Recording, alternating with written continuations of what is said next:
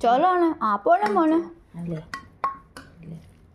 અત્યારે મારે ખાવાનો ટાઈમ થઈ ગયો છે અને હવે મમ્મી આપે છે જે શાક બનાવ્યું હતું ને, કેપ્સિકમ અને બટાકાનું શાક.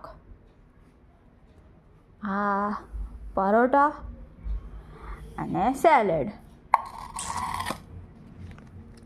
આ છે અમારું લંચ.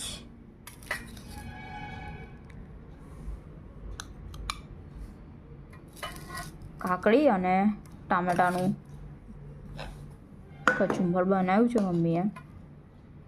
તો આવી જાઓ, જેને ખાવું હોય એ. તો સ્મેલ તો બહુ સરસ આવે છે મમ્મી. સારું છે. હા, સ્મેલ બહુ સરસ આવે છે.